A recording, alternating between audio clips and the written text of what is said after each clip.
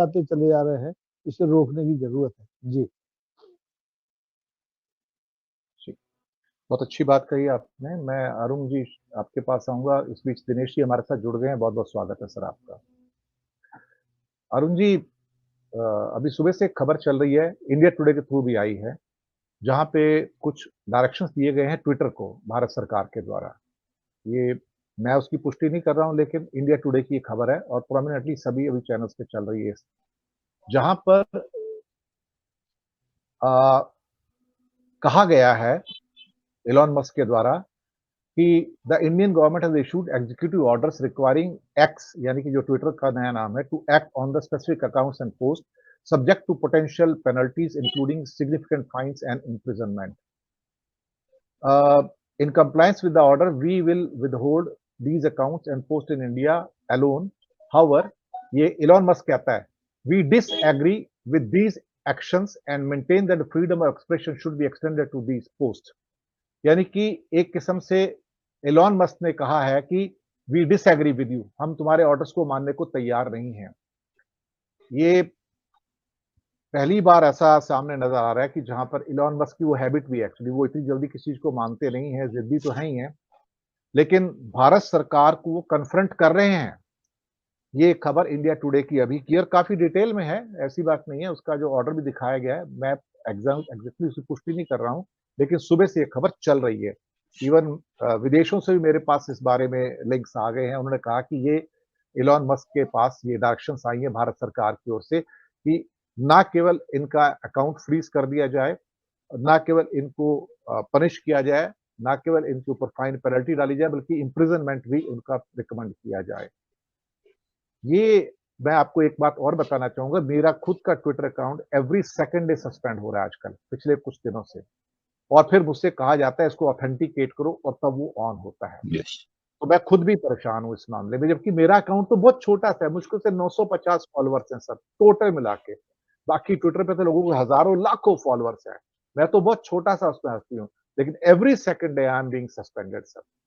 तो ये जो गाज जो गिर रही है बड़ी क्लियर है, और बात सिर्फ धर्म के जहर की नहीं थी, बात सिर्फ अराजकता की भी नहीं थी, बल्कि साथ में ये जो ऑटोक्रेसी है, जो तानाशाही है, अब अपने इस रूप में सामने आ रही है कि आप समझ सकते हो कि अगर तीसरे टर्म में जीत के आए मोदी जी, तो भारत किस रूप में हमारे सामने होगा मुझे नहीं पता। हो सकता है मैं और आप इस चैनल पे बैठ के बात ना कर पाए 100 दिन के बाद। ये स्थितियां हैं अरुण कुमार जी सर, बहुत बचपन की एक बात मुझे याद आती है। मेरे माँ बाप मुझे एक पिक्चर दिखाने ले गए थे और उसके गीत के बोल थे उस पिक्चर में कि निर्बल से बलवान की ये लड़ाई है दिए की और तूफान की। और कहता क्या है वो आगे, कहीं दूर था तूफान दिए से था बलवान, सारे जग को मसलने मचल रहा, झाड़ हो या पहाड़ दे वो पल में उखाड़, सोच सोच के जमी पे था उछल रहा एक नन्ना सा दिया, उसने हमला किया अब देखो लीला विधि के विधान की, ये कहानी है दिए और तूफान की। सर ये तूफान और दिए की लड़ाई है। ये बात ठीक है कि आज हम बात कर रहे हैं तो दिल थोड़ा बुझा हुआ है। उसका कारण है हम और आप उतने सामर्थ्यवान नहीं हैं। जो सामर्थ्यवान हमारे साथी हैं हमसे ज्यादा हैं और वो लड़ाई को लड़ रहे हैं बीच में रहकर। मैं बात कर रहा हूं सत्यपाल मलिक साहब की। जम्मू कश्मीर के पूर्व राज्यपाल सत्यपाल मलिक के घर में सीबीआई का छापा, कीरो हाइड्रोलिक प्रोजेक्ट कॉन्ट्रैक्ट से जुड़े कथित भ्रष्टाचार के मामले में 30 से अधिक ठिकानों पर छापे मारी और उन्होंने 300 करोड़ की बात की थी जिसमें आरएसएस का नाम आया। तो मैं बात आता हूं आपके मुद्दे पर। इस केस में तो कंप्लेनेंट ही सत्यपाल मलिक है एक्चुअली। जी जी जी जी जी और जी उन्हीं के घर छापा मारा जा रहा है। उन्हीं के घर छापा। जी यही मैं कहना चाह रहा था। तो सर आज जो आवाज बुलंद करेगा वो चाहे हमारे लिए माननीय दिनेश सर हो, चाहे एक नन्ना सा दिया हो, आप अपनी तुलना उसी से कर रहे हैं। पर आशा जो किरण होती है वो नन्ना दिया ही होता है, वो तूफान में जलता रहता है। बुझता नहीं है। और ये सत्य है, ये शाश्वत है। अगर दिया बुझ जाए तो प्रकृति अपने को बदल लेती है। मतलब प्रकृति ऐसा करती नहीं है, प्रकृति किसी दिए को बुझने नहीं देती। आपने बड़ी अच्छी एक सूचना दी है एलन मस्क की। सर मुझे लगता है आज की डेट में जो माननीय अपने आप को कहते हैं तथाकथित, ये उनके सामने भी एलन मस्क एक दिए समान हो गया है, परंतु वो बुझने को तैयार नहीं है। वो कह रहा है कि मैं जलूंगा, भले ही आप मेरा कितना व्यापारिक नुकसान कर दे। होंगे आप एजेंट उन दो व्यक्तियों के, मैं तो एजेंट नहीं हूं उनका।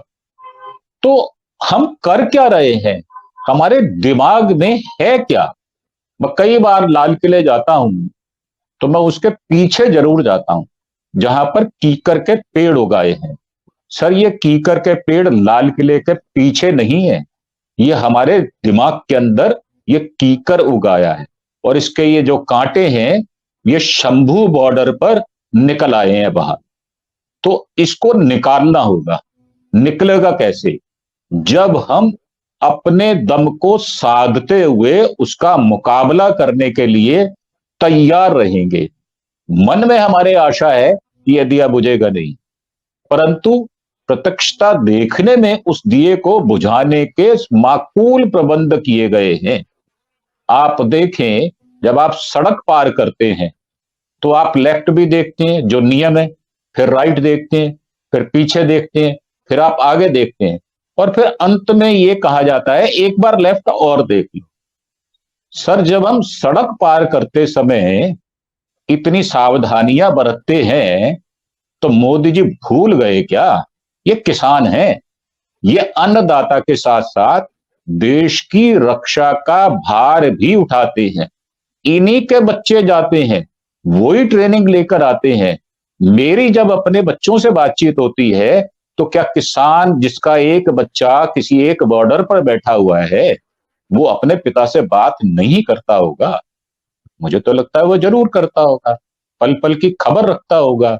आप देखें, कल बातचीत करते हुए इन्होंने 25 शेल वहां पर मार दिए, जो लोग चुपचाप खड़े थे। और आज सडूनी साहब ने कहा क्या है, आप सवेरे का उनका वक्तव्य देखें, वो कह रहे हैं हमको ये बहका रहे हैं, फुसला रहे हैं, समय बर्बाद कर रहे हैं। और हमारा वो यहां तक तैयार है, वो कहते हैं हमारा कोई ध्येय चुनाव के साथ लेना देना नहीं है। एसकेएम की मीटिंग चल रही है, हमारा ध्येय चुनाव को रोकना या चुनाव को एक दिशा देना, ऐसा हमारा ध्येय नहीं है। और क्या ये एमएसपी सिर्फ हरियाणा पंजाब में लागू होगी, आंध्रा में लागू नहीं होगी क्या? क्या ये तेलंगाना में लागू नहीं होगी? क्या कर्नाटका में नहीं होगी? वहां पे तो लोग एमएसपी की बात ही नहीं करते। पर फायदा किसको होगा? बहुत छोटे किसान को। दो हमारे कृषि वैज्ञानिक हैं, उनको मैं बड़े ध्यान से सुन रहा, वो कैसे कैसे बता रहे थे कि आज हमारे किसान की इनकम जो है वो 1,76,000 रुपए साल की है। अगर 10 लाख इनकम हो तो ही हम इस जो हमारा ऋण है 40% जो हमारे बजट का जाने वाला है, उस ऋण को उतारने में, उसके ब्याज देने में, तो ही हम माकूल प्रबंध कर पाएंगे। ये बात इकोनॉमिक्स की है, ये आपका विषय है, ये आंकड़ों की बाजीगरी आप ज्यादा अच्छी समझते हैं। परंतु मोदी जी चाहते क्या है? मोदी जी चाहते हैं कि किसी ना किसी तरह से इस सत्ता पर काबिज रह सकूं, परंतु वो एक्सपोज हो चुके। उनका तो सारा चित्रण जो है वो सुप्रीम कोर्ट ने भी उधेड़ कर रख दिया। और बहुत सारे ऐसे उदाहरण हैं जहां पर वो एक्सपोज होने से बच नहीं पाए। अब उधड़ा हुआ चरित्र लेकर जब वो किसानों के पास जाते हैं और 27 महीनों से उस एमएसपी कमेटी ने कुछ नहीं किया, 36-37 बार पहले मीटिंग हुई, 5वीं मीटिंग की आज हम इंतजार कर रहे हैं, तो ये उनके लीडर्स जो हैं किसान के, वो ये कह रहे हैं कि अब हमसे सब्र नहीं होता। ले देकर वो भी ह्यूमन बॉडी रखते हैं, उनके यहां भी संवेदनाएं हैं, उनके भी बच्चे जवान हो रहे हैं, उनके भी बच्चों के रोजगार की समस्या है। तो क्या हम इसको इतना लिंगर ऑन कर सकते हैं समस्या को? फैसला तो सर लेना होगा। मैंने कल भी कहा था कि आज नहीं तो कभी नहीं। ये मैं आपको विश्वास से कह सकता हूं कि मोदी जी अगर पीछे नहीं हटेंगे तो किसान आंदोलन पीछे नहीं होगा, पीछे से वो और सशक्त होगा। मेरे पास हरियाणा से, पंजाब से ऐसे अपुष्ट समाचार हैं कि जो किसान हैं वो पूरा फैसला करके बैठे हुए हैं। वो कहीं से भी डर नहीं रहे, कहीं से भी उग्र नहीं हो रहे। उनका एक नौजवान बच्चा 22-23 साल का चला गया है, 3 व्यक्ति मरण सन्न है, 10-15 आदमी लापता है, उसके बाद भी वो संयम का परिचय दे रहे हैं। सर कितनी परीक्षा लोगे आप, कितनी परीक्षा लोगे? क्या आप द्रोणाचार्य के पुत्र अश्वत्थामा बन गए हो जो रात को सोते हुए बच्चों को मार देगा? और मैं आपको एक चीज और धर्म से याद करा देता हूं, जब सुग्रीव ने भगवान राम का साथ देने से भूल गया था तो भगवान ने लक्ष्मण को भेजा था, क्योंकि लक्ष्मण उग्र थे और उन्होंने याद कराया था कि भाई आपकी तो पत्नी को कौन ले गया था? आपका सगा भाई। और आज आप जो है आपका निवारण हो गया कष्ट का तो आप मस्त हो गए। तो आप हमारा साथ सीता जी को ढूंढने में दोगे या नहीं दोगे? मैं बात कर रहा हूं एसकेएम के अलावा। जो ये लोग कहते हैं ना कि बाकी किसान लीडर्स नहीं आ रहे, बाकी धड़ेबंदी नहीं आ रहे, जत्थेबंदियां नहीं आ रही, तो सर वो सुग्रीव हैं और उनको आज किसान नेता झकझोर रहे हैं। जब आह्वान किया जाएगा तो सब साथ आ जाएंगे। अभी विकराल रूप सिर्फ एडमिनिस्ट्रेशन का दिख रहा है, कहीं भगवान ना करे किसानों का ऐसा उग्र रूप देखने को मिलेगा तो ये बात कहां जाकर बैठे। तो मुझे ऐसा लगता है एक बार मोदी जी फिर आएंगे और ये कहेंगे कि मेरी तपस्या में वाकई जो है कमी रह गई, अब की बार मैं मौका नहीं दे रहा, मैं एमएसपी दे रहा हूं। ये होगा, करना पड़ेगा, नहीं तो आप किसान नहीं, आप जनरल जो जनता है, जो एक औसत दर्जे की जनता है, उसके मन से भी उतर चुके हो, परंतु इस परीक्षा में आप फेल हो जाएंगे और आपकी सत्ता चली जाएगी और मोदी जी सत्ता जाने नहीं देंगे। वो किसी भी स्तर पर जाकर समझौता करेंगे, ऐसी मेरी उम्मीद है। दिनेश कुमार जी, जो बात अरुण जी ने कही, राकेश जी ने की, सर्वथा